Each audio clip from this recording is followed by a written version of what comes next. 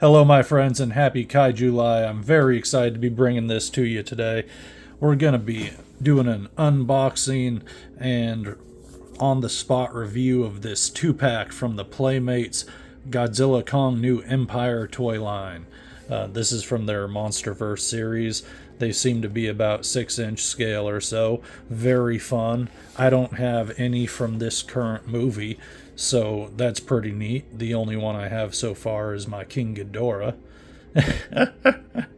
But that's neat. Comes with some cardboard fold-out stands for a diorama of like the cave and what have you.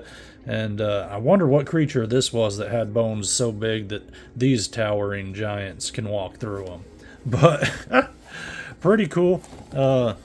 We can see here they have like a unique paint application of Godzilla's looking a little bit more green with some icy color underneath, I guess from the glow of this guy here. And Shimo has a little bit of a glow there too. But I ain't opened this up yet. I did cut the tape to make it a little bit easier for the filming, but let's pop it open and see what we're dealing with.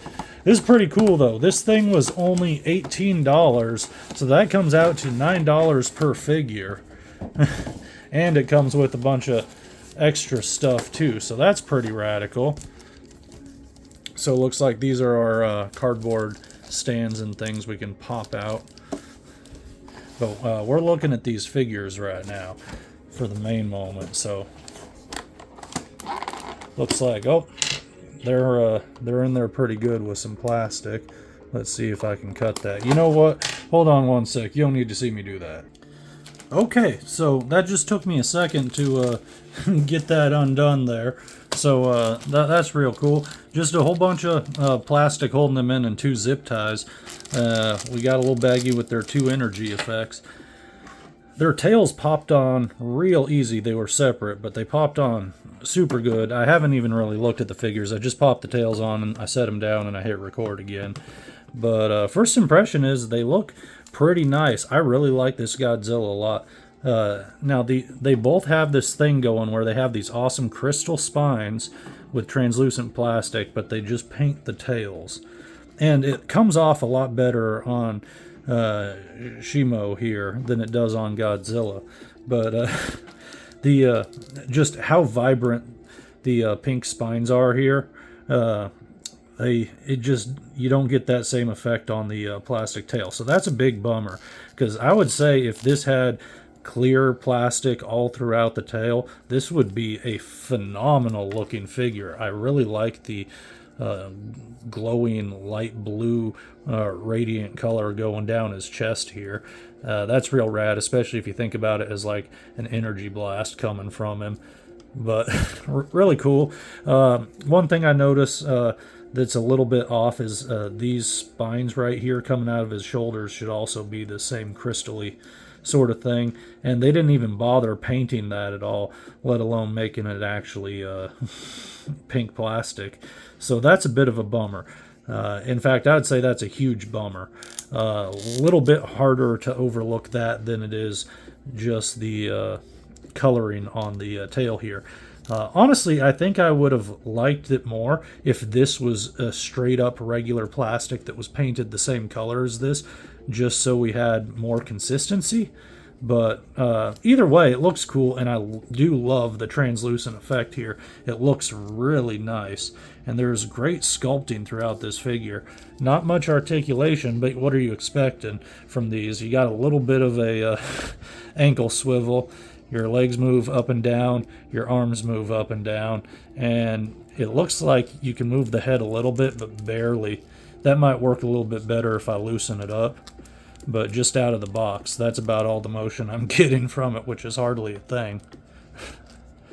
And it looks like the mouth opens and closes, but not very well.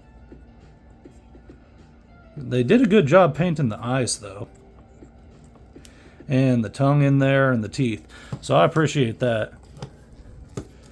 But yeah, it's kind of hard to get them at a good straight angle.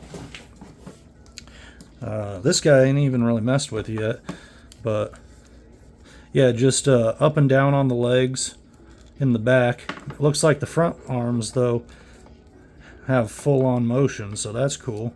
I wonder why they did that. I would think they'd do it each leg would be the same, but oh, we got a little bit of a ankle swivel on the back one, so that's good. Tail moves all around on that ball joint there. I really like how they painted the spines on here too.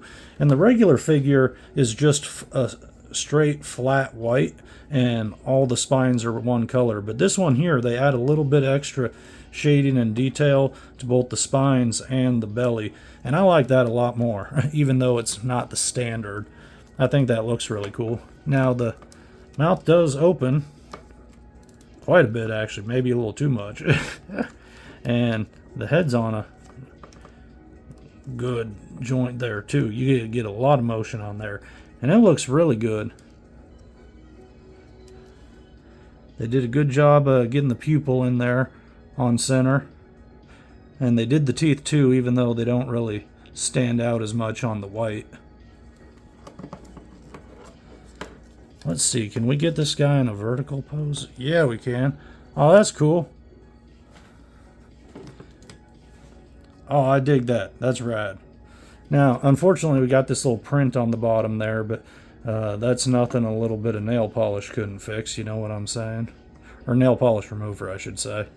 But yeah, that's radical. I wish the wrists were kind of jointed in a way that you could move it out.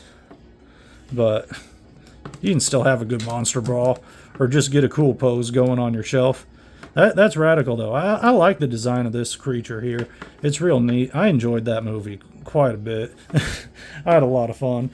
And this Godzilla looks really cool. I like the coloring a lot. Let's check out these laser blasts here. So,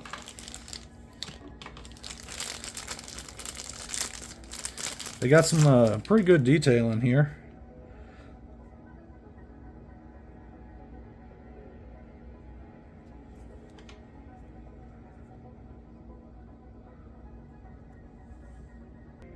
Ah, that's so cool.